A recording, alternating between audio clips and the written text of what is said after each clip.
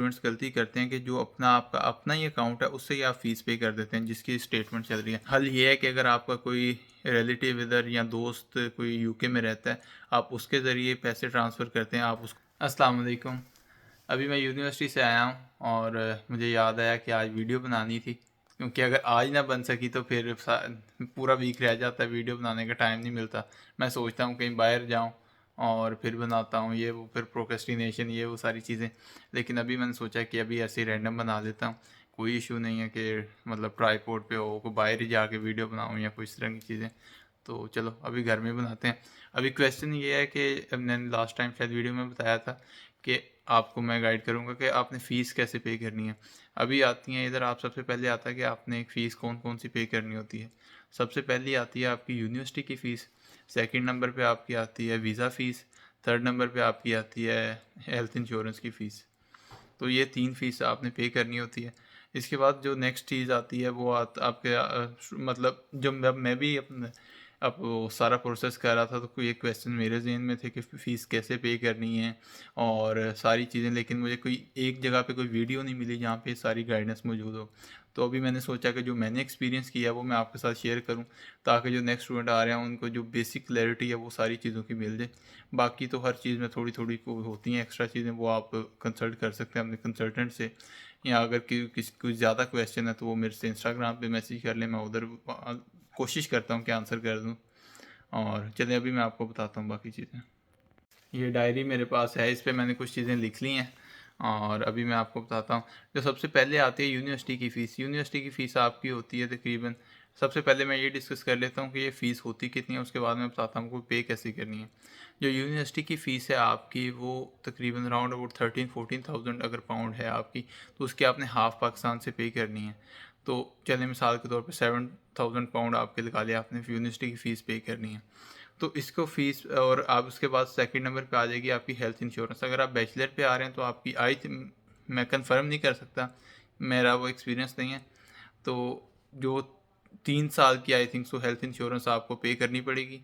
उसके बाद अगर जो आ रहे हैं मास्टर्स पे, मास्टर्स के स्टूडेंट्स के लिए आपको पे करनी पड़ती है। आपका 1 साल का कोर्स होता है तो आपको 1.5 ईयर की पे करनी पड़ती है, क्योंकि जो फर्स्ट मंथ का आपका वीज़ा लगता है वो 16 मंथ्स का लगता है, 16 या 17 मंथ्स का। तो ये डिपेंड करता है। तो जब आपका इतना वीज़ा लगेगा तो आपकी वो हेल्थ इंश्योरेंस की फ़ीस आपने 1.5 ईयर की पे करनी है। तो हेल्थ इंश्योरेंस आपकी 776 पाउंड पर ईयर की है। तो ये दो 1.5 ईयर की ये हो जाएगी 1176 पाउंड। और वीज़ा फ़ीस आपकी है 490 पाउंड्स, ये आपने पे करनी है। और अगर 490 पाउंड्स के अलावा अगर आपका वीज़ा आपको जल्दी चाहिए तो प्रायोरिटी पे आपने अप्लाई करना, तो उसकी 500 पाउंड ज़्यादा फ़ीस है। ये सारा तो हो गया, अभी आपने कितने आपने फ़ी पे करनी है और उसके बाद आप पे कैसे करनी है। जो यूनिवर्सिटी की फ़ी है उसका आपको फ्लाई वायर, आप कंसल्टेंट के पास जाएंगे तो अगर आप खुद अप्लाई कर रहे हैं तो फिर भी आप फ्लाई वायर को यूज़ कर सकते हैं, क्योंकि आप डायरेक्ट यूनिवर्सिटी को पाकिस्तान से मतलब नहीं सेंड कर सकते फ़ीस। तो उसके लिए फ्लाई वायर को आप पहले सेंड करते हैं। Fly wire as a intermediate bank के आप ले लेंगे, वो एज एक्ट करता है। आप सबसे पहले उसको फ्लाई वायर के नाम पे एक वाउचर बनता है, वो यूनिवर्सिटी के साथ लिंक होता है आगे।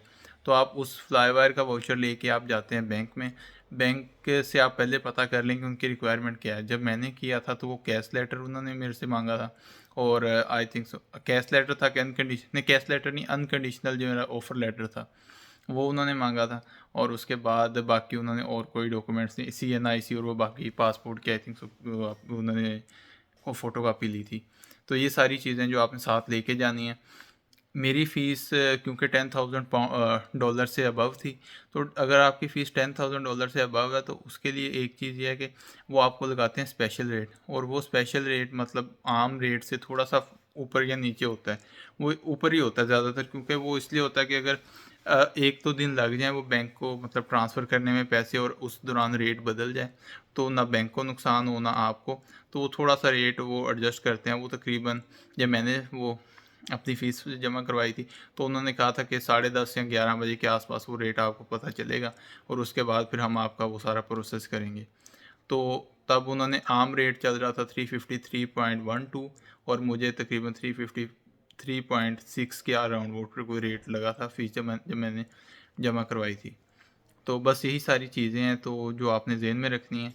जब आपने फ़ीस जमा करवानी है, और फ्लाई वायर के जब आप अकाउंट बैंक के थ्रू अपनी फ़ीस जमा करवाएंगे, वो फ्लाई वायर को जाएगी, फ्लाई वायर आगे आपकी यूनिवर्सिटी को ट्रांसफ़र कर देगा। और जब आपकी यूनिवर्सिटी को फ़ीस ट्रांसफ़र हो जाएगी, जब जब आपके बैंक के वो फ्लाई वायर कर देगा ट्रांसफ़र पैसे, तो वो आपको फिर नेक्स्ट डे आपको वो स्लिप देंगे, उसको स्विफ्ट कॉपी कहते हैं। तो ये चीज़ें आपने बैंक से लेनी है अपने। हाँ, और जैसे ही आपकी फ़ीस पे हो जाएगी वो फ्लाई वायर को, तो फ्लाई वायर को आप पे करने के बाद आपकी जल्दी आगे यूनिवर्सिटी की चली जाती है। मेरे आई थिंक सो 2 दिन लगे थे और मुझे यूनिवर्सिटी की तरफ से कंफर्मेशन आ गई थी। यूनिवर्सिटी की तरफ से नहीं कंफर्मेशन आई थी, फ्लाई वायर की तरफ से कंफर्मेशन आई थी, और वो मैंने फिर अपने सारे डॉक्यूमेंट्स वगैरह थे वो मैंने अपने पोर्टल पे अपलोड किए, और उसके बाद फिर सारा प्रोसेस आगे कैश के लिए वो स्टार्ट हो गया था। और आपकी इसके अंदर ये है कि फ्लाई वायर के भी कुछ चार्जेस होते हैं, वो फ़ी आपकी आई थिंक सो फ़ी पे डिपेंड करता है। जब मैंने करवाया था तो 20 पाउंड चार्जेस थे, अभी दोस्त है, दोस्त से मैंने पता किया तो उसने अभी करवाया तो उसके 40 पाउंड चार्ज लगे। तो ये डिपेंड करता है, मतलब 20 टू 40 के दरमियान वेरी करती है ये फ़ी। इसके बाद आती है आपकी वीज़ा फ़ीस और हेल्थ इंश्योरेंस फ़ीस। तो वीज़ा और हेल्थ इंश्योरेंस फ़ी के आपने जो पे करनी है, ये 1176 पाउंड आपकी हेल्थ इंश्योरेंस हो गई अगर आप मास्टर्स के लिए आ रहे हैं, और आपकी 490 पाउंड होगी आपकी वीज़ा फ़ीस। ये आपकी तकरीबन राउंड और जो भी आपका रेट चल रहा है उस हिसाब से एडजस्ट हो जाएगी। लेकिन इसके ऊपर आपको टैक्स डलता है, अगर आप पाकिस्तान से, ये आपने पे करना होता है अपने मतलब कार्ड से। ऑनलाइन ट्रांसफ़र नहीं होते पैसे, तो ये आपने अपने कार्ड का नंबर वगैरह ऐड करना होता है, और वहाँ से आपके डायरेक्टली वो डेबिट हो जाता है। तो इसके अंदर ये चीज़ थी कि उस पर टैक्स पाकिस्तान से अगर आप पे करते हैं तो उसके ऊपर टैक्स लगता है 13%। तो इसका एक हल ये है कि अगर आपका कोई रिलेटिव इधर या दोस्त कोई यूके में रहता है, आप उसके ज़रिए पैसे ट्रांसफ़र करते हैं, आप उसको लिंक सेंड कर दें, वो आपके बिहाफ़ पे फ़ीस पे कर दे। और मतलब इस पे कुछ नहीं होता कि ये आपके किसने पे किया और कैसे किया, बस आपकी फ़ी पे होनी चाहिए, इसका आपसे नहीं पूछते। और आपकी फ़ी पे हो जाए तो इधर से टैक्स कम लगता है, तो इससे आप 60-70,000 मतलब पाकिस्तानी रुपीज़ बचा सकते हैं। तो ये टैक्स से बचने की थोड़ी सी टेक्निक थी। और एक चीज़ थी, ये थी कि अगर आप बैंक से फ़ी पे करती हैं अपनी, तो पाकिस्तान में भी बैंक से 10-12 हज़ार आपके टैक्स लगता है। और अगर इसके भी बचने की एक टेक्निक ये है कि अगर आपका अकाउंट प्रीमियम है, प्रीमियम ये होता है कि 30 लाख से अगर आपके अकाउंट में ज़्यादा पैसे हैं तो आप अपने अकाउंट को प्रीमियम करवा लें, और उससे ये है कि 3-4 हज़ार रुपये आपका टैक्स लगेगा, 5-6 हज़ार आपका इधर से भी बचेगा। तो ये कुछ चीज़ें थी जो कि मैंने अपने एक्सपीरियंस से सीखी थी, जो अपने दोस्तों के एक्सपीरियंस से, तो मैंने सोचा कि आपके साथ शेयर करूँ ये एक्सपीरियंस। ये काफ़ी चीज़ें हैं जो कि स्टूडेंट्स के ज़हन में होती हैं, ये कहीं पे भी एक जगह आपको ये इन्फॉर्मेशन नहीं मिलती, तो मेरा मकसद ये था कि मैं ये वीडियो बना दूँ। और अभी बस मैं वीडियो ख़त्म कर रहा था, अभी काफ़ी स्टूडेंट्स तो होंगे जिनकी स्टेटमेंट वगैरह सारी बन गई होगी और सारे प्रोसेस उनका हो गया होगा। लेकिन स्टेटमेंट अगर आपकी चल रही है, अभी कुछ दिन रहते हैं, तो उसके अंदर एक चीज़ ये करिएगा कि जो स्टूडेंट्स गलती करते हैं कि जो आपका अपना ही अकाउंट है उससे ही आप फ़ीस पे कर देते हैं जिसकी स्टेटमेंट चल रही है। तो उस पर ये होता है कि वो फिर आपसे प्रूफ मांग सकते हैं कि ये आपके पैसे कहाँ से आए और आपने ये कैसे पे की, इस तरीके की चीज़ ना, कोई बड़ी ट्रांजेक्शन आप ना करें उस दौरान। तो क्योंकि मेरे दोस्त का इशू आया था ये, इसलिए मुझे पता है। ये जो मेरे साथ तलहा है, तलहा का ये इशू आया था, पर उसे यूनिवर्सिटी को बाद में प्रूफ देने पड़े कि ये फ़ंड्स कहाँ से आए थे और वो सारी चीज़ें, वो काफ़ी इसका थोड़ा सा डिले हो गया था प्रोसेस। तो इस चीज़ का आपने ध्यान रखना है। और सेकंड नंबर पे ये चीज़ कि ये नहीं करना आपने अपने अकाउंट में कि आपने अपने अकाउंट में फ़ीस जमा करवाई है, और फ़ीस जमा करवाने के बाद फ़ीस कह रहा हूँ मैं, ये नहीं करना आपने कि जब आपने अपने अकाउंट में वो सारी अपनी स्टेटमेंट स्टार्ट कर दी है, जिस दिन आपने स्टेटमेंट रखी है उस दिन पे आपने मतलब पैसे जमा करवाएं, और जिस दिन आपने निकालनी है उस दिन आपने पैसे जमा कराएं। तो इसके ये नुकसान होता है कि जो बीच का सारा आपके 28 डेज़ होते हैं उसके अंदर कोई आपकी ट्रांजैक्शन नहीं हुई होती, और जब आप वो अपना पेपर निकालते हैं जिस पे आपकी बैंक स्टेटमेंट होती है, तो खाली का खाली होता है, तो इससे पता नहीं चलता कि आपके अकाउंट में वो सारे पैसे थे ना, मतलब एक अच्छा इंप्रेशन नहीं पड़ता। तो इसका हल ये है कि आप जो आपकी ट्रांजैक्शंस आप ना, जिस आपकी स्टेटमेंट के दौरान 2000 3000 4000 छोटी छोटी ट्रांजैक्शंस करते रहें।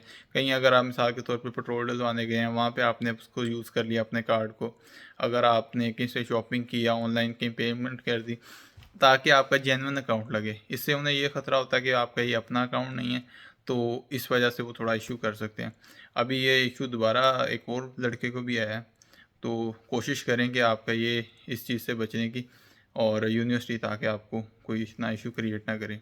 तो ये थोड़ी थोड़ी टिप्स थी जो कि मेरे जहन में थी। अगर इसके अलावा भी किसी को कोई पता है, अगर किसी का इशू आया हो, या अगर किसी के पास कोई एक्स्ट्रा इन्फॉर्मेशन हो, या मैंने कोई गलत बात कह दी हो, तो वो कमेंट सेक्शन में जाके बता सकता है। तो इंशाल्लाह मैं नेक्स्ट टाइम उसको देखूंगा और शेयर करूंगा आपके साथ। अगर कोई गलती है तो उस पे मैं अपनी इस्लाह करूंगा। बहुत शुक्रिया।